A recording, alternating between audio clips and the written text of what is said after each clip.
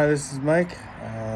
Been away for a while, but wanted to get back into sending some content out here on the Ronin Leadership Podcast. And as I said earlier in the year, we're doing things a little bit differently. Not so much all the one-on-ones we've had before with the different leaders. We're still going to do that, but also want to do some of these shorter contents just to get some messaging out. But anyway, those of you who have subscribed and are subscribed to the Ronin Leadership podcast, thank you for continuing to support that podcast, and please continue to hit the like button and share content that strikes you, and please give me ideas of things that you want me to talk about as we move forward. Can't believe it's September. And also remember, go to mikehowardauthor.com. You'll be able to see all the content there, as well as links to my books. Right now I'm up to 5 books, and I am working on my 6th, another Jack Trench thriller. Hopefully get that out before the end of the year. But with that saying, what I really want to talk about, just quickly, I won't take a lot of your time, is on the tragic occurrence of the killing of Charlie Kirk from Turning Point, USA. My wife and I actually were overseas at the tail end of a trip when we heard on it was either BBC or CNN International that unfortunately Charlie Kirk had passed away by an assassin's bullet. Now, first of all, this is a tragic event, no matter how you slice it. Anytime someone is killed, assassinated, it is a tragic event. There are a couple aspects of this which I want to try to unpeel for you, to give you my opinion on these situations. Number one, we grieve deeply for Charlie Kirk's wife and children. We're going to have to continue this life without a spouse, without a father. That in itself is tragic. But also, it is a sad commentary on America when people are being killed simply because they are voicing an opinion. It is actually a very scary situation we're in right now in this country. This country was founded on the premise of free speech. And there are those that have celebrated Charlie Kirk's death, which I'll get to in a minute, which I think is hideous in every way, shape, or form. But this country was founded on free speech and the ability to have civil discourse, the ability to debate and to have reasonable debate. And you may not change someone's mind in a debate, but be able to have a civilized conversation no matter what side of the political spectrum you're on. And unfortunately, we've gotten to the point in this country where, in many cases, you can't do that anymore. You can't do that, obviously, in a public forum, for afraid of getting, in this case, killed. I remember after Trump won the last election, you had all these people going on TikTok and YouTube and all this stuff talking about that they would no longer invite people who had voted for Trump in their family to their homes for dinner or for Thanksgiving dinner. They would not talk to them anymore. I mean, how stupid, how asinine is that, right? That you are so shallow and so weak in your ability to defend your positions, or you're so myopic, you're so closed-minded that you can't hear someone else's positions or understand why they would vote the way they voted, that you don't even want to talk to them, even family members. That's a stupid thing. And people who do that are stupid. It's unfortunate, but they are. We've now come to a situation where just because you disagree with someone's political beliefs, you think them extreme, you think that they are fascists, sexists, racists, or whatever ist you want to call them, that it's okay to do violence to them. And that's ridiculous. That is not the American way. That is a bastardization of people's concepts of what America is all about. And politicians have lent to this by their rhetoric, both on the left and the right.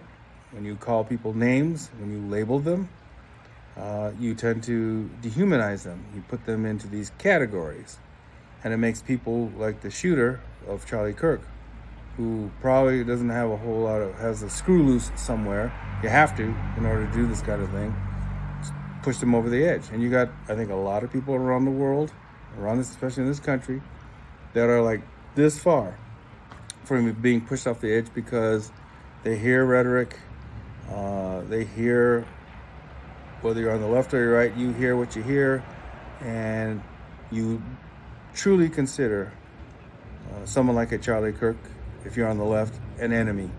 That's someone who is a threat to democracy, someone who is a, and you hear this all the time, you hear this all the time, a lot during the elections. Trump is an existential threat. And you may hear it on the right, too, that, oh, people on the left, this person, that person is a threat to democracy. The Mandani gentleman who is running for mayor in New York. And you hear a lot of folks on the right saying, hey, he's a threat to democracy because he's a socialist. We have to get to the point in this country where we can have civil, reasonable debate in this country without getting so upset that you just hate the other side so much. I have friends, I've lost friends, frankly, who, because they can't stand the right, and I lean conservative, but I'm an independent. I'll go for policy. You all know that. I vote policy, not party. Republicans have had just as many issues and being just as stupid as people on the Democratic Party. So I vote policy, but I've lost folks that didn't like the way I voted and couldn't understand it. And these are well-intentioned, smart, educated people who allow their emotions to override their rational thinking. I study Stoicism a lot, as you well know. The Stoics would never abide by a situation where you can't have reasonable debate, or you hate the people that have political opinions or social opinions that are diametrically opposed to your own. They would think that's stupid. That's not rational thinking.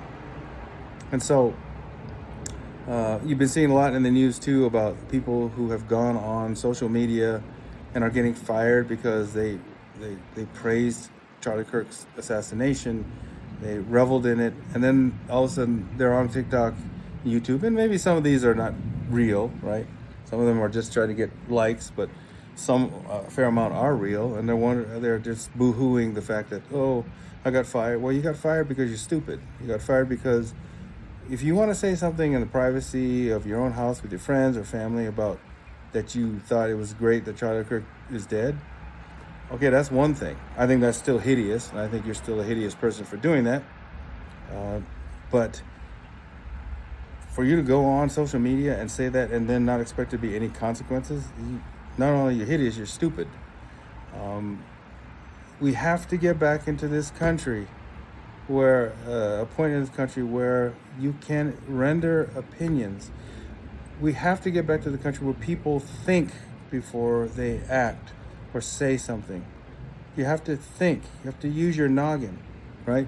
Where is it, anywhere in civilized society, where does it say you have the right to take someone else's life just because you oppose them politically? Whether you think they are an existential threat to democracy or a fascist or whatever label you want to call people, no one has the right to take another person's life unless it's in self-defense, right? Other than that, there is no reason, there's no legal or moral or societal reason to take someone else's life. That's not right. And the people who are thinking this is a great deal, I feel sorry for you. I really do. Because somewhere along the way, you've lost your ability to feel. You've lost your ability to have compassion and empathy. You've also gotten to the point where you believe that your political beliefs are so righteous and so right and so true and pure that it's that you justify violence against somebody else. Um, I just saw something on TV where they were rating like the number one colleges where intolerance is kind of high on the list. University of Washington, Columbia were some of the ones I remember, where colleges are supposed to be the bastion of civil debate, rigorous debate, where people should be feel free, whether you're on the left or right or in the middle, whatever, to say their opinions, and you have debates so you can get each other to think, why do you think that way, or why do I think this way? But unfortunately, colleges have become, these bastions of, okay, we can, if you're a liberal, you can say one thing, you can say anything you want. But if you're conservative, oh, that's hate speech. That's not right. And I don't care if you're on the left or the right. It is not right. You should be able to, there have been, I remember this gal Riley Gaines, who's been a former collegiate swimmer champion, who has been on the forefront of talking about biological males competing in against females. And I remember hearing a story maybe last year or whatever it was. She was speaking at a college and she was in fear for her life. There were college students threatening her. She had to be locked into a room for her own safety.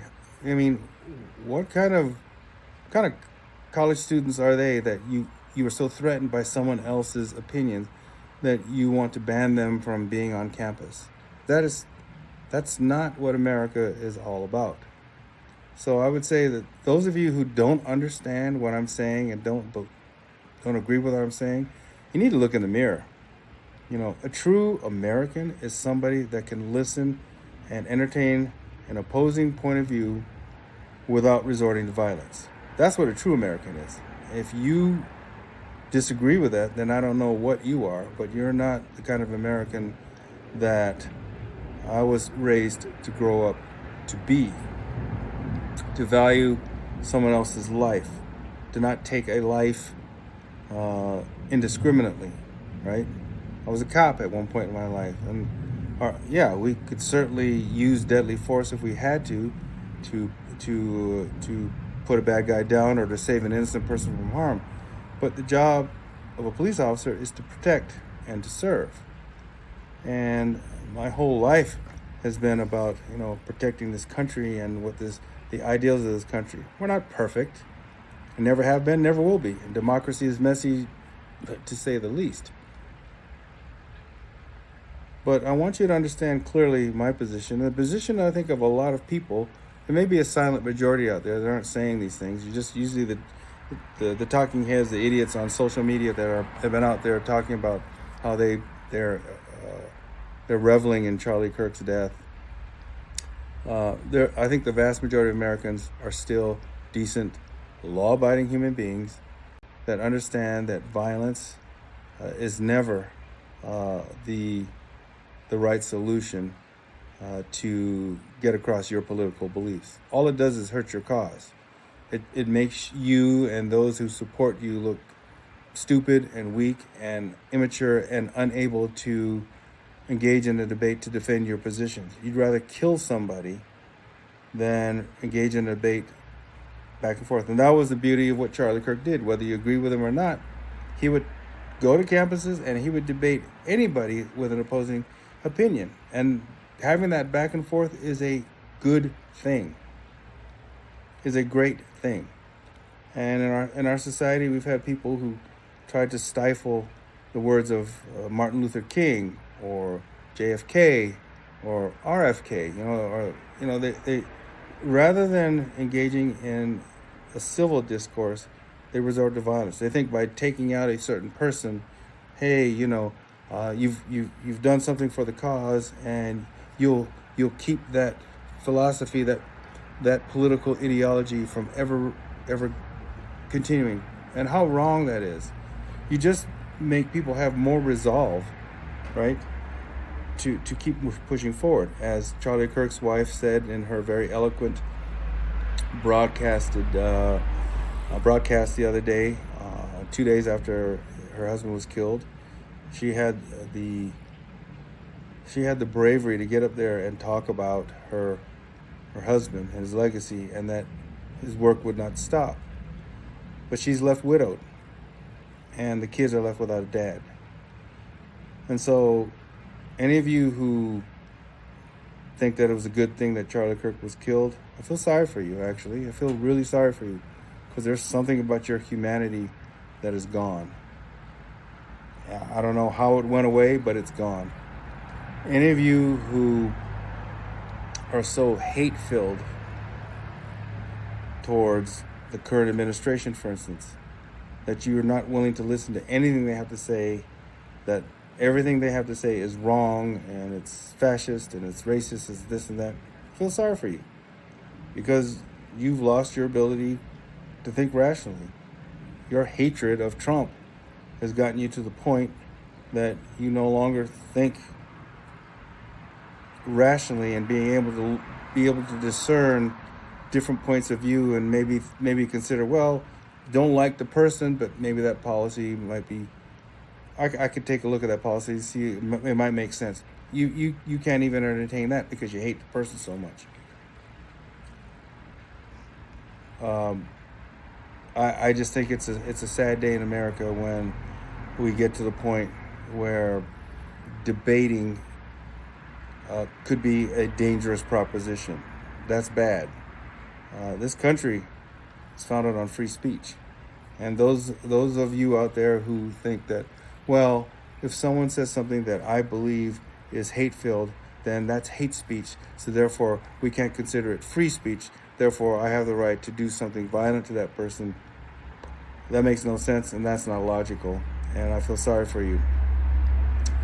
I think the vast majority of you agree with me, and agree with the fact that violence to end political debate is not acceptable. And that's all I have to say about that. I'm not going to belabor this to death. It's, at the end of the day, we are all Americans. We're all under one flag. And under that one flag, we're all different creeds, colors, religions, political beliefs. That's the way our founding fathers wanted it to be. But they didn't want to see what they're seeing now. They're probably rolling in their graves saying, wait a minute, you have people that want to kill somebody just because they have a political opinion different than yours? And you're so weak and so shallow and so ignorant that you can't defend and articulate your positions without spewing venom and hate. You actually hate the other people? That's ridiculous. I'll say one last thing. When I was in D.C., at one point, I was on the director of CIA security detail for a few years. And those were during the Ronald Reagan years. And I remember, and I told this story a lot, but Ronald Reagan is, one of my favorite presidents, and obviously very conservative. At the time, the Speaker of the House, Thomas Tip O'Neill, was from Boston, and he is about as liberal as you can get. And their ideas about how the country should be run were diametrically opposed. And in public, they would fight it out. They would fight it out hard on different issues of the day. But after hours, sometimes on weekends, they'd get together to play golf. Maybe O'Neill would go to the White House, or President Reagan would go to Capitol Hill. They might share a scotch or a drink, and they would hammer things out. They didn't hate each other personally. They were able to disagree and debate vehemently about the things of the day, but they didn't hate each other. O'Neill didn't want Reagan dead, and Reagan didn't want O'Neill dead. Then they figured out common ground and ways to get things done. There was a time in politics when that was the norm. Whether you're Democrat or Republican, you didn't hate the other side. You actually could go out and break bread with them. I've seen it when I was in D.C. back in the day. It's rare you would ever see anything like that nowadays. It's almost non-existent. So I would say to our politicians, whether you're left or right, put on your big boy pants or your big boy or big girl dresses, and get back to being leaders and politicians, people who actually understand how to unite instead of trying to divide us all the time with your stupid rhetoric and your sound bites and just trying to get reelected from your base. And think about the greater good of America rather than your own little piece of the political pie. Get back to that point in time where you could be a Reagan or a Tip O'Neill and fight it out as hard as you could in the halls of Congress and in the halls of the White House and in Washington, D.C., and then be able to go have a drink with each other and treat each other like human beings. You need to lead by example. A lot of the things that are happening in the world are because people like you in D.C., you politicians, you have led the country, and because of your tenor, because of your divisive tenor and what you say, you're leading your constituents to hate the other side. And thank God that for most people, that's where it ends. You hate the other side. You can't stand what the other side thinks, but you leave it at that. But you have a fringe, as we saw with the killing of Charlie Kirk, that will take it to the extreme. You need to think about that every time you open your mouth as a politician and become a leader. Most politicians on the House and the Senate are not leaders. They're just politicians with big mouths. Because if you were leaders, you'd think about what you're saying, and you'd be thinking about the big picture strategically. And this is where it all goes back to leadership. I try to put everything back into leadership. Get back to the point where you're thinking strategically about the good of the business. In this case, your business is to help run this country, help run our nation, and make every citizen better, and try to make every citizen's lot in life better. Okay? So that's what I have. I'd be very interested to hear what you have to say. I'm sure some of you will disagree with me vehemently, only because you've made up your mind that you don't want to hear anything good about the right, or those of you on the right, you don't want to hear anything good about the left. You've made up your minds, and that's fine. That's fine. I'd still like to hear what you have to say, because unlike you, I'm actually open-minded, and I'm happy to hear what you have to say. All right, that's it for the Ronin Leadership Podcast this time. Just a quick one.